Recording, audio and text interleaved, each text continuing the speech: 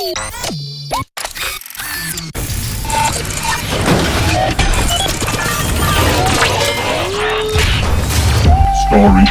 rumblings.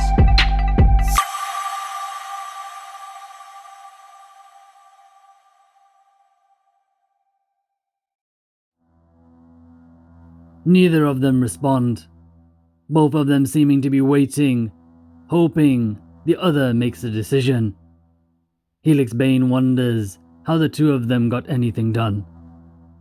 Eventually, Julian glances over to Vang, who nods. Then, as if he's wrestling the words out, says, "You mentioned a side, joining a side.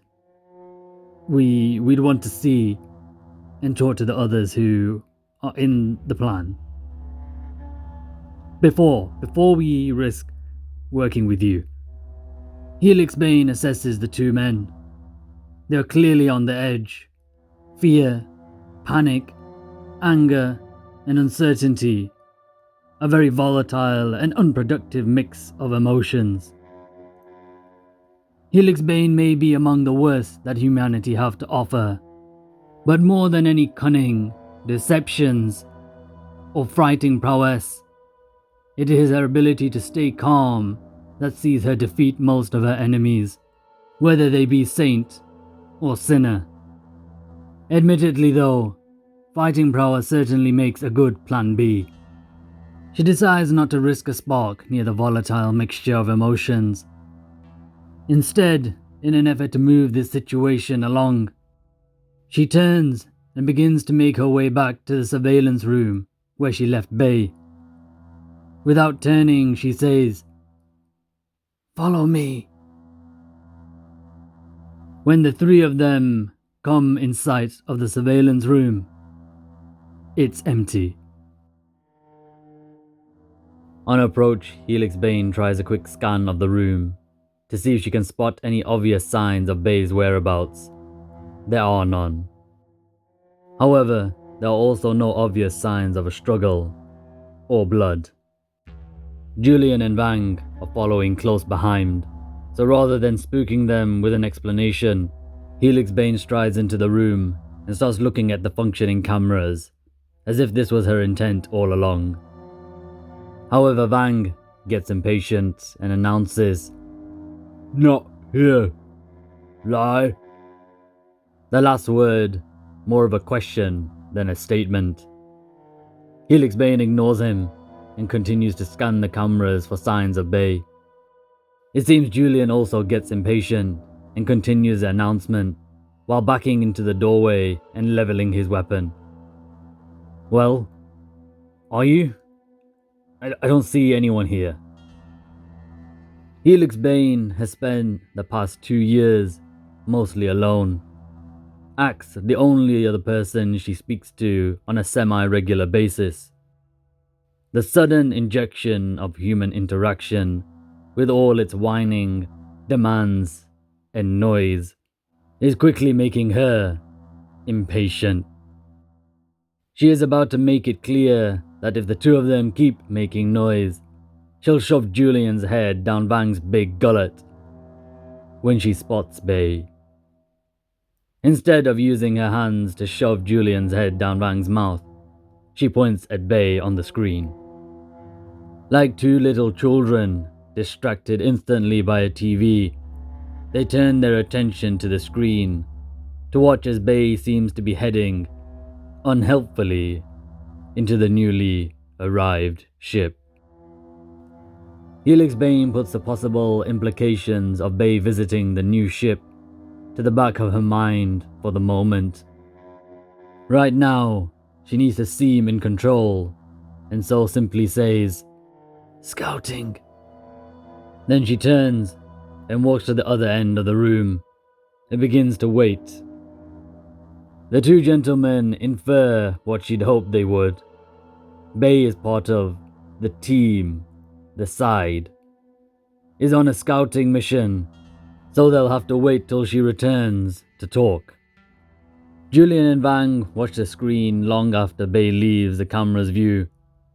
Then they pick a corner, and the next few hours are spent on opposite sides of the room, in mostly silence. When Bay finally arrives back, she is carrying 3 big bags. No obvious signs of illicit substances or anything that is cause for immediate concern strike Helix Bane, and an effort or demand of a forceful kind to see what is inside the bag doesn't seem prudent at present, given she's trying to be the benevolent leader of Happy Team Escape.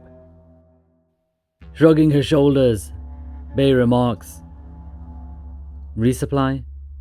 before smiling at Julian and Vang, who stand as she enters. With a wish to direct the conversation, Helix Bane starts. "Julian and Vang are from this ship. They wanted to meet you to confirm our plan to escape." To her credit, Bay doesn't miss a beat as she responds, "Sure, I can confirm this. Best you clue them in on the plan, hey, Helix?" Bay settles in a few paces away from the other two, and they all turn their attention to Helix, who doesn't have a plan. Helix Bane is more of an opportunist that relies on instinct rather than on well thought out and intricate plans that most of the time don't go to plan. But it seems she has to say something, so she goes for, "There are some in the new ship unhappy with the new management."